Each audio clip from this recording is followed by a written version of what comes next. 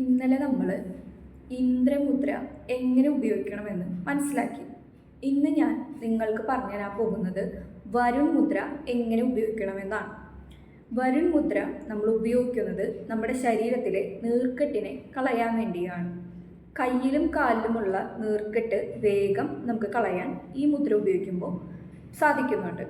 അതുപോലെ തന്നെ ജലദോഷം, നമ്മുടെ മൂക്കിൽ നിന്ന് ഒലിക്കണത്, കണ്ണുനീര് ഒലിക്കണത്, അങ്ങനെ ജലം സംബന്ധിച്ച് കൂടുതൽ നമ്മുടെ ശരീരത്തിൽ ജലം കൂടി നിൽക്കുന്ന സന്ദർഭങ്ങളിലൊക്കെ നമുക്ക് ഈ മുദ്ര ഉപയോഗിക്കാവുന്നതാണ്. നമ്മുടെ ലെൻസിലെല്ലാം ജലം കെട്ടി നിന്ന് വരുന്ന ഒരു അസുഖമാണ് പ്ലൂരസി. ഇത് മാറാനും ഈ മുദ്ര ഉപയോഗിക്കാവുന്നതാണ്. മന്ദരോഗങ്ങളുള്ളവർക്ക് ഈ മുദ്ര ഉപയോഗിക്കാവുന്നതാണ്. മന്ദരോഗങ്ങൾക്കൊക്കെ വളരെ നല്ല രീതിയിൽ റിസൾട്ട് കിട്ടുന്ന ഒരു മുദ്രയാണ് ഈ മുദ്ര, വരുൺ മുദ്ര. ഇതെങ്ങനെ ചെയ്യണമെന്ന് വെച്ചിട്ടുണ്ടെങ്കിൽ നമ്മുടെ തള്ളവിരലും ചെറുവിരലും, ഈ ചെറുവിരൽ മടക്കി അതിൻ്റെ മുകളിൽ തള്ളവിരൽ വയ്ക്കുക. ബാക്കിയുള്ള 3 വിരൽ മുകളിലേക്ക് ഇങ്ങനെ നിവർത്തി വയ്ക്കുക. ഇങ്ങനെയാണ് ഈ മുദ്ര ചെയ്യേണ്ടത്.